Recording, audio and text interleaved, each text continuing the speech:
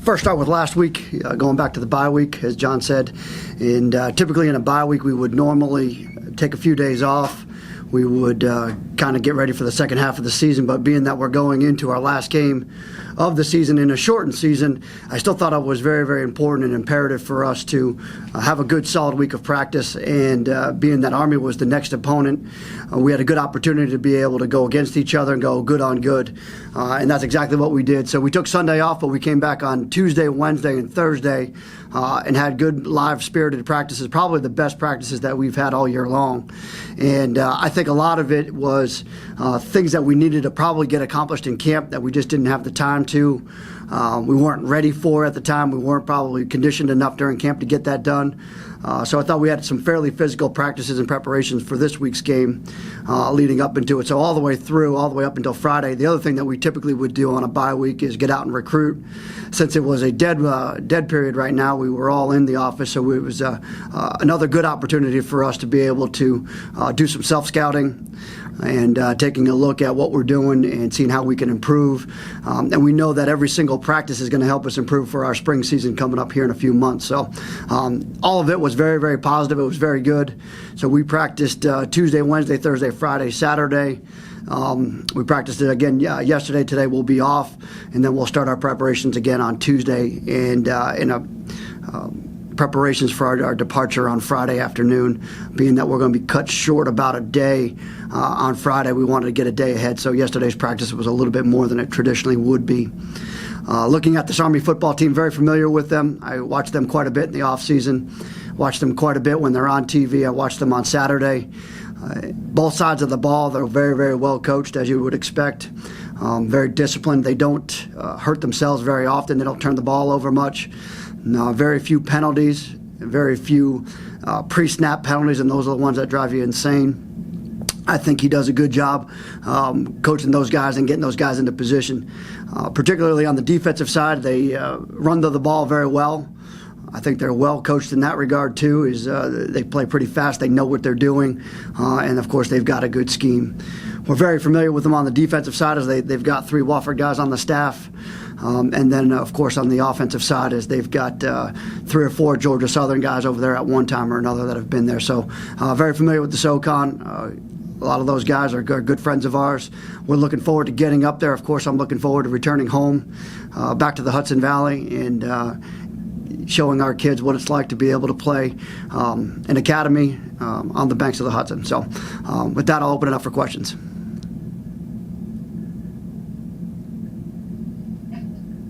Hey, Brent, this is Jeff. Hey, Jeff. You know, the 2 wins over Army are a big part of Citadel lore back in the 90s. When did you become aware of those wins and sort of the lore around them, the history around them, and how important they were to the Citadel history?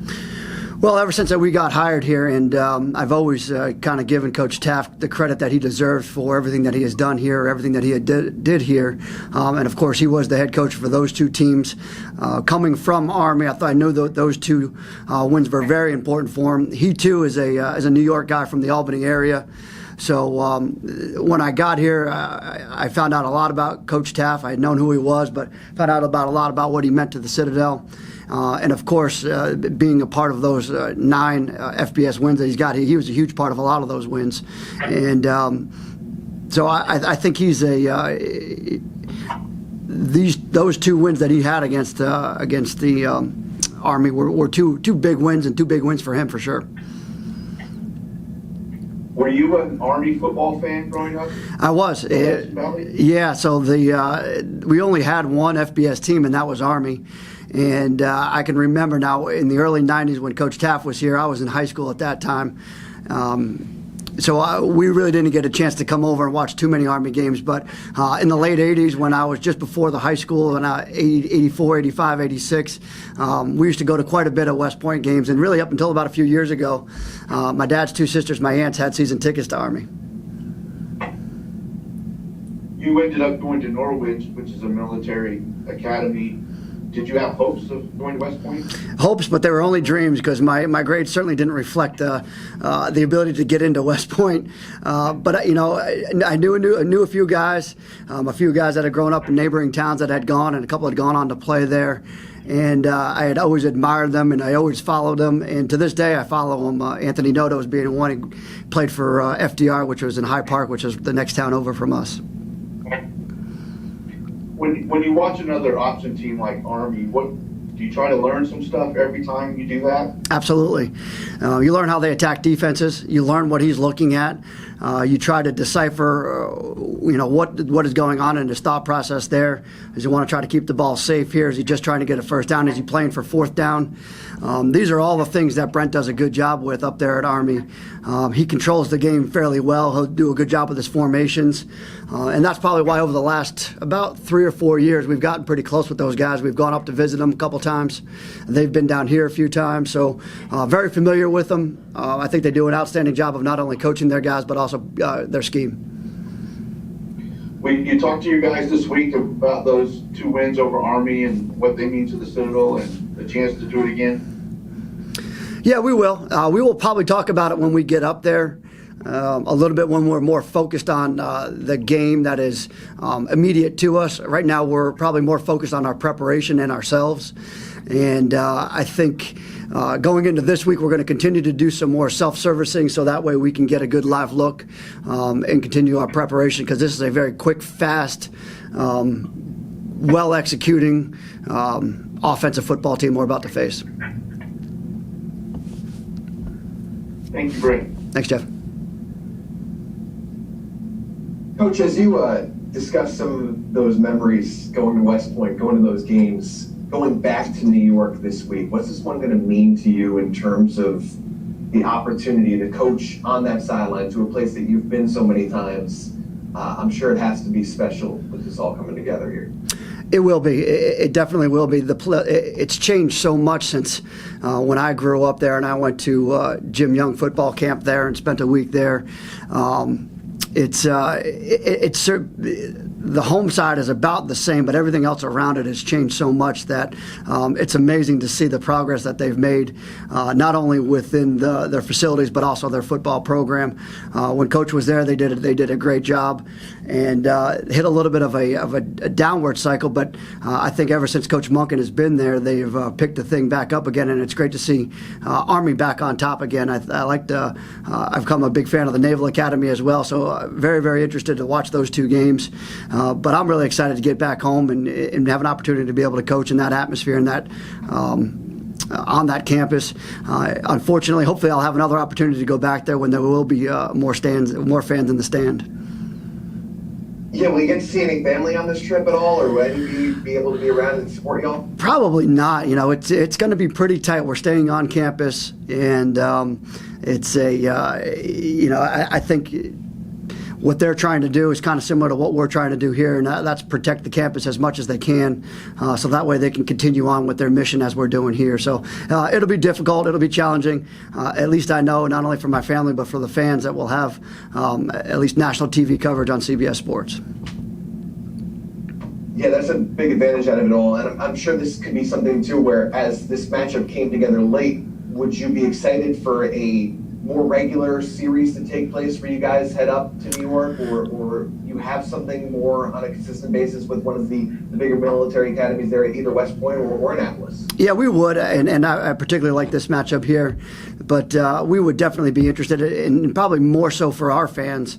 Our fans are very interested in this game, and I know we would have a good turnout there. A lot of people have even asked all the way up until probably just this past week about tickets and having fans there, and hoping and praying that there was going to be fans there. But hopefully in the future we can schedule something. We got to start the conversation now, and maybe they've got an opening coming up here pretty soon. Brent, Scott Eisberg, what is staying on campus entail? I mean, how different is that going to be from staying in a hotel? Are you like bunking up in the barracks? How does that work? How does that change your normal game day preparation, I guess? No, we're very fortunate. They've got a beautiful hotel right there on campus. We'll be staying at the Thayer Hotel right there. They've offered it to us, and I believe they've offered it to all their visiting teams in this certain scenario there. So I know when I told my mom and my dad that we were staying at the Thayer, they were really jealous. Never had they had the opportunity to stay there. It's a beautiful old hotel right there on campus. So we will be well taken care of, I would imagine. Coach Craig Hanley from Stats Perform. How are you? I'm well. How you doing, Craig? You do a great job, by the way. I appreciate it. Thank you. Appreciate it. You mentioned the two coaches being familiar, or coaching staffs being familiar with each other, visiting with each other. Because that happens in the profession where coaches are visiting and sharing some ideas, does that ever impact the game? That's hard to say because if you're knowingly on the schedule, you wouldn't normally do it. Because there are certain things that you certainly don't ever really give away. But being that we didn't have any plans of playing each other here, we were pretty open, as I know that they were pretty open with us, and that's part of the reason why I do like visiting with them. I think they are good guys to learn from. They're good. Not only do they do a good job of coaching, but they do a good job of scheming, and they're not afraid to tell you. They're not afraid to tell you what their thought process was, and therefore we kind of reciprocate every time that they try to come down here. We open up as much as we possibly can. I'm a firm believer in learning from one another. I've got nothing really to hide. There's nothing that I probably haven't stolen from somebody else anyway. So it's comforting to know that there's other people like that out there. And really, even during when we were all shut down, the two staffs Zoomed together, and we just had a lot of conversations, and the conversations really spark other conversations that we have. So I think it's always beneficial. I don't think it's ever a negative. But we're going to find out on Saturday. It's going to be tough to run the football against them. They're going to know what they're doing. They're going to have a good idea anyway. Once again, we're just excited to be there. Sure. Given that you play VMI annually, can you just talk about the special nature of two military schools getting together and what it means, having these kind of student athletes? Yeah, well, the VMI game is something that's special to us. It's number one, we do play for a trophy. It's very important to us. But number two, it's two schools that are the most common and alike in one conference, I think, and it's very similar to Army and Navy. It's the closest thing that you can get to a similar opponent. Everybody else that you go and play, they don't have an idea, just as we don't on their end, of what life is like or what their players go through until you play at VMI, until you have a good understanding. Like when I talk to Coach Wackenheim, I've got a really, really good understanding of what he's going through, and as I can imagine with him. And it's a mutual respect there, but it's also an intense rivalry there. When you get the two corps together, as you notice at Army and Navy, well, it's very similar at VMI and in the Citadel. When we bring our corps up there, there's a huge back and forth. It's a lot of fun. It makes for one of the best atmospheres in college football, and it's one of the reasons why you do enjoy coaching at these places. I think it's one of the few advantages that we do have is when we get into those rivalry games. Sure. You mentioned the Zoom calls this offseason with the Army staff. When was the last actual in-person get-together? They came down here in February, I believe. It was right during they usually come down right around the middle of our spring football. And they make a southern swing through a lot of schools down here. I believe they go down and visit Georgia Southern as well, but they do a couple trips down here. Sure. Thank you, Coach. Best of luck. Thank you. Bryn, it's Jeff again. Is there a fraternity of sorts of option coaches, option teams? Do you guys feel that? Absolutely. We are all in this together for a lot of reasons. We all face a lot of the same challenges.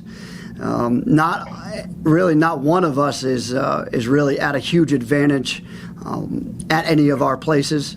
That includes schools like Harding. Harding's one of the smaller Division II schools out there, but they do a wonderful job. Same thing when Lenoir-Rhyne was that way. Same thing, Army and Navy and Air Force and Citadel, is we're all at some sort of disadvantage that we're trying to overcome. And therefore, we create our own sort of fraternity there, and we try not to let the secrets out. We try to make sure that we try to keep them within ourselves and share ourselves, because we know that defenses are constantly evolving, and eventually, no matter what level you're on, whether you're at Army or Navy, it's going to trickle down to you, and someday you're going to run into the same problem, and you're going to need help. And you need to develop those friendships because you don't know at what point you're going to need their help, whether it's a game plan, whether it's a scheme, sometimes it's a defense, sometimes it's film you need to watch. Do you bump up against the Army and the other service academies much in recruiting? Oh yeah, all the time. It gets very difficult to recruit just because they can recruit sheer numbers. Well, we're limited to the 63 scholarships that we have on our roster. It becomes very challenging, but I never discourage a young man from going to the academies. I think it's one of the best things, and as you heard me say before, is I grew up wanting to go to West Point, ended up at Norwich, but if I really had my druthers, I would have gone to West Point for sure, because it's something special, and I understand that, and we've got the complete respect for them. And every now and again, we will win one of those battles, and we'll keep on fighting those battles, and keep trying to recruit against them as best we can.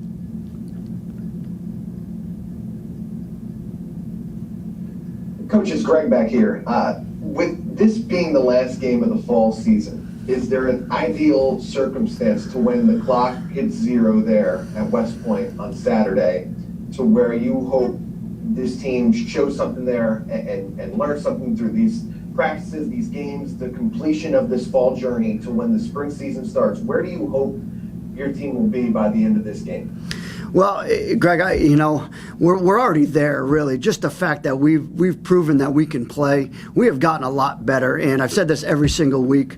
We don't have exactly the roster that I was expecting. However, I've got a bunch of guys out there that are out there for the reasons that they want to play football, because a lot of them were given, and every single one of them was given a reason or the opportunity not to play this year. So those guys that stayed and those guys that were out there, they got better. We've increased our depth. We've increased our freshman class. You got to remember, we missed a whole weightlifting and training cycle that we normally would have in the summertime with these guys. So what we've missed there is we've gained in practice time. We've gained in game reps. Unfortunately, it's come at the expense of some tough losses there. But you know what? That's okay. Eventually, this is going to pay off for us. We're going to get better from it. We're going to build our depth from it. And I know the guys that right now that are here, they've improved. And that was the whole reason why I wasn't going to go easy last week and just try to get through the season. We were going to prepare ourselves for the spring season last week, and this week in preparation to go out and beat Army this week.